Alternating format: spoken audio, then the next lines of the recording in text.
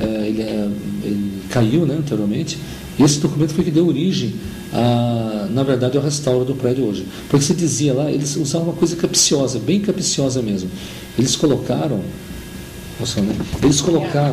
lá uma placa dizendo assim, deixa eu ler aqui, na placa dizia o seguinte, uma placa dizia solenemente: só se fala nisso na cidade, aqui será o nosso estacionamento, o Shopping Jacareí está restaurando Santa Helena.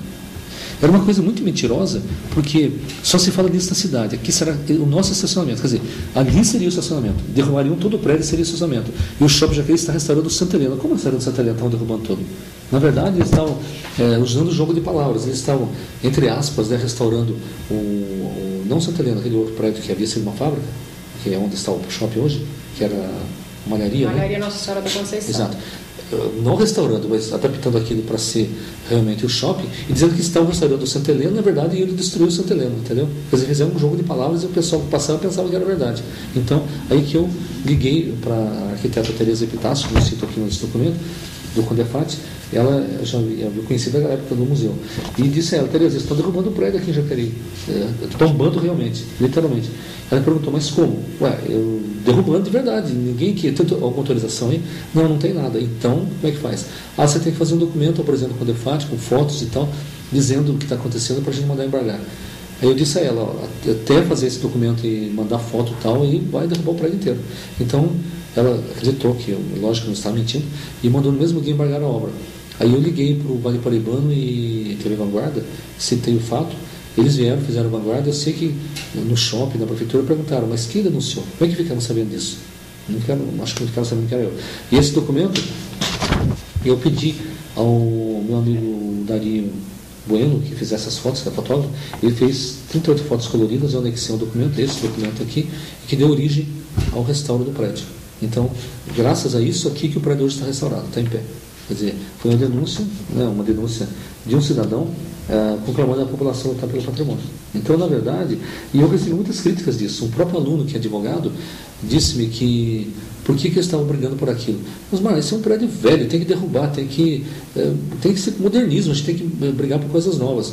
O que eu disse a ele é o seguinte: bom, eu conheço Paris, você não conhece. Mas é o seguinte, Paris é uma cidade, só tem um rio lá no meio da cidade, igual o Jacareí, você conhece lá.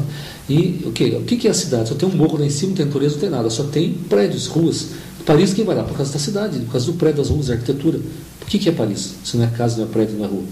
Então, quer dizer, na verdade, é uma referência importante para Jacareí, esse prédio de Santa Helena, e eu não me arrependo de maneira alguma de brigar por isso. Esse prédio vai ser restaurado.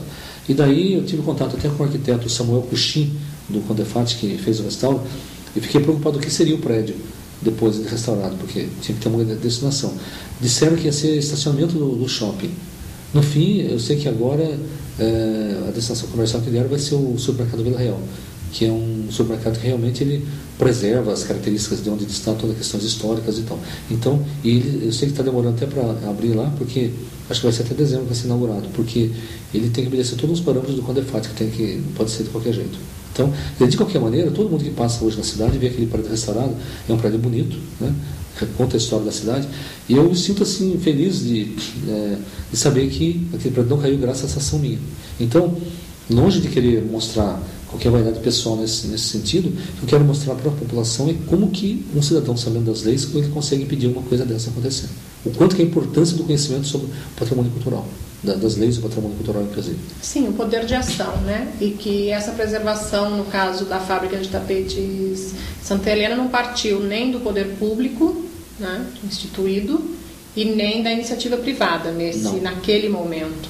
Né? Naquele momento partiu de um cidadão jacariense. Sim, mas o que chamado Osmar de Almeida. Sim, mas o que me entristece ainda é saber que ainda sexta-feira passada, falando com uma menina que trabalha numa fábrica de Jacareí, que é funcionário de uma aluna minha, que me disse: Osmar, que coisa velha, por que lutar por uma coisa velha? Tem que derrubar, tem que ser coisa nova. É uma jovem de 20 e tantos anos que acha que é bobagem tudo isso aí. Quer dizer que então, patrimônio, para quê? Sabe, as pessoas já têm que ser uma cidade moderna, nova. Eu tenho um aluno aqui que também é agente imobiliário, trabalha com agente imobiliário, se formando em direito, também que me disse isso, né? Mas a gente tem a cidade de Jacareí é uma cidade antiga, tem que modernizar, não pode ser uma cidade velha. Então, quer dizer, as pessoas têm essa noção ainda que isso atrapalha o progresso. Entende? Então, me entristece saber que a noção de patrimônio cultural ainda é uma coisa que não está arraigada à população. E o museu falhou totalmente nesse processo, porque ele tinha que ter essa missão de fazer isso aí. É uma crítica que eu faço ao museu hoje, que ele teria que ter um trabalho fundamental, é educar as pessoas para a questão cultural, a questão do patrimônio cultural. E ele não fez essa tarefa. Não existe. Museu, não sei, para mim, museu, se perguntarem o que é o Museu de Antropologia do Vale do Paraíba, eu digo, não existe.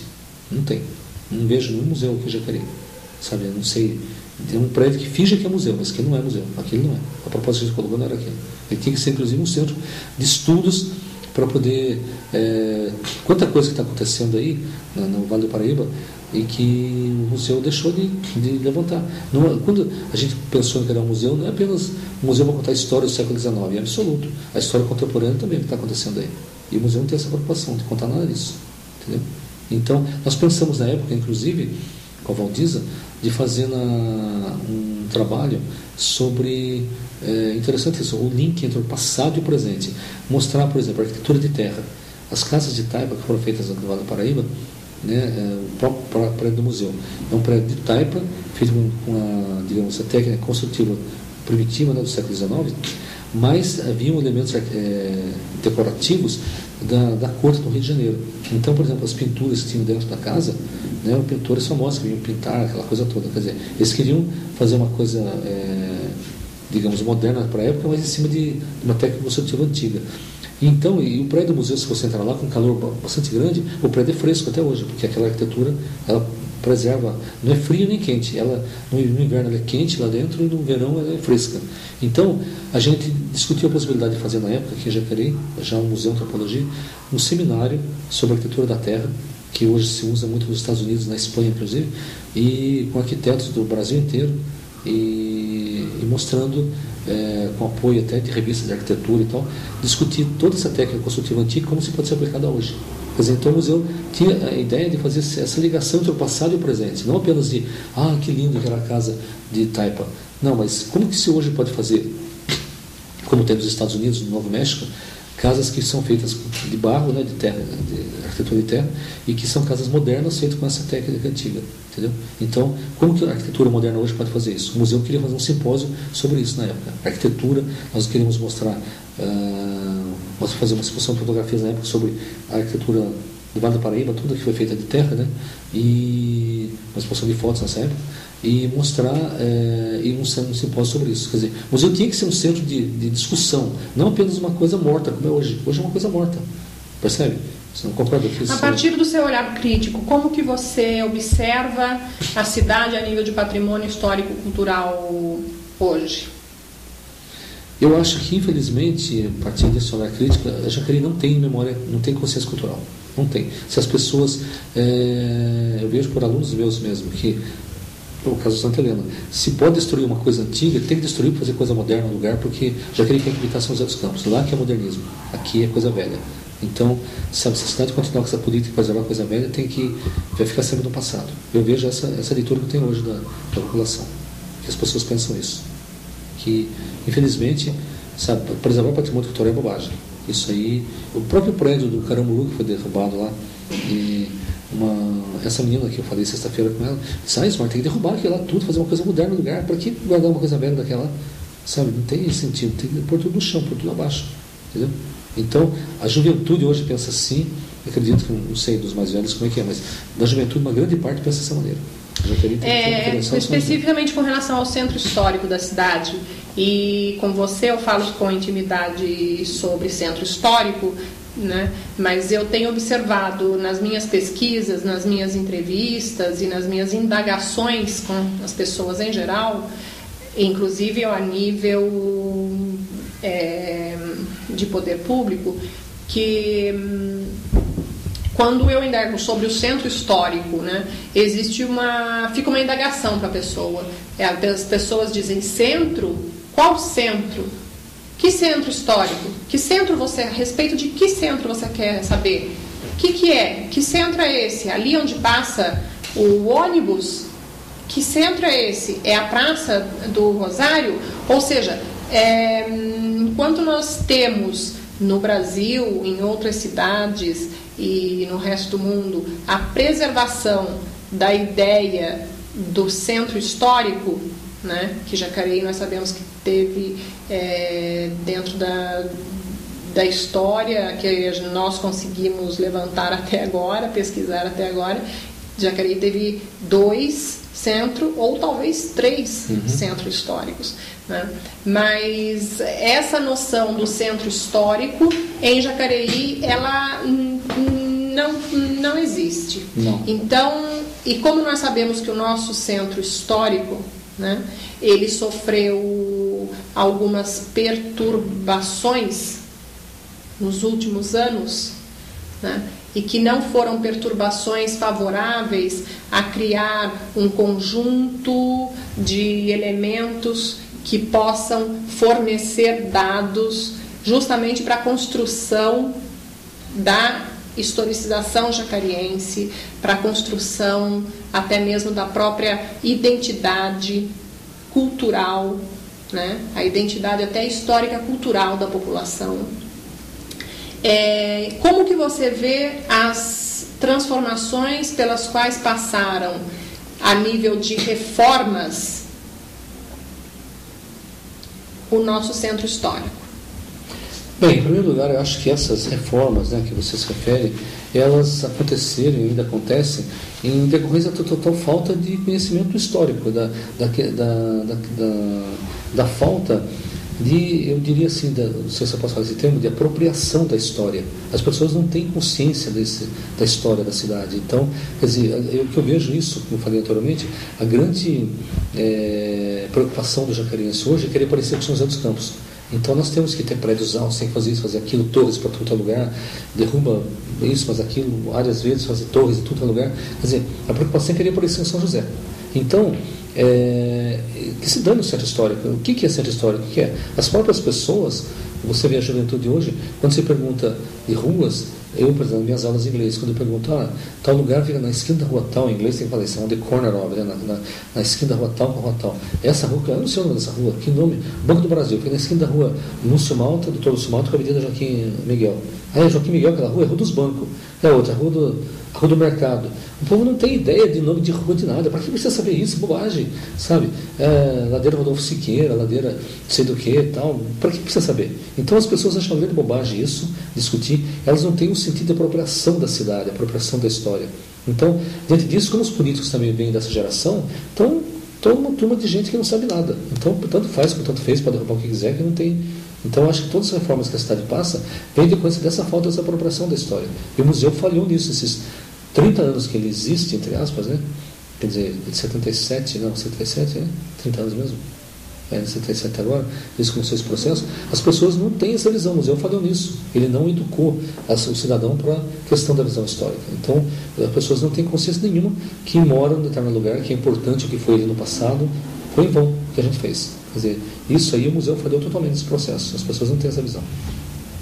Todas as reformas que aconteceram foi decorrência, eu acredito, dessa falta de visão, políticos e população de modo geral. Ninguém tem essa visão histórica.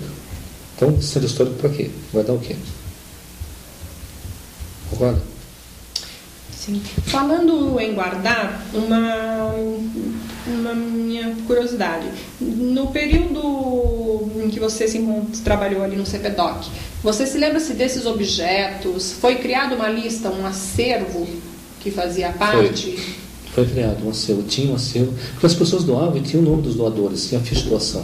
Inclusive, nós, já na época, já não do CPDOC até, mas do museu mesmo, que eu lembro que nós fizemos uma exposição de presépios do Vale do Paraíba. O Ademir estava lá já, no museu. Nós fizemos uma exposição até, e que havia os nomes dos doadores. Então nós pegamos, por exemplo, nas figureiras do Vale do Paraíba, né, das várias figureiras, São José, Taubaté, vários lugares. Uma exposição belíssima sobre presépios do Vale do Paraíba. Então, porque a preocupação era mostrar o Vale do Paraíba, toda a sua cultura, essa questão da antropologia cultural, né? E houveram doadores que assinaram termos de compromisso que doavam um material para o museu. Tinha até um formulário sobre isso, que as pessoas doavam. Número, tudo sei. Não sei que fim levou essa história. Se ainda tem esses materiais ou não. Entendeu? Então, esses foram doados. Havia um controle sobre isso. O grande problema que eu acho que o que eu senti uma vez que fui lá no museu, que eu perguntei ao funcionário, que parece-me que o próprio museu que deveria registrar isso daí não tem memória. Quer dizer, Parece não, certeza, ele não tem memória de nada. Você pergunta, eu não sei onde está, nunca ouvi falar disso. Você joga em qualquer lugar. Aí uma das razões pelas quais eu acho que o museu não pode parecer a prefeitura, o poder público. Porque o museu como quem é competente para gerir isso daí. Qual seria a sua proposta no âmbito da gestão do museu?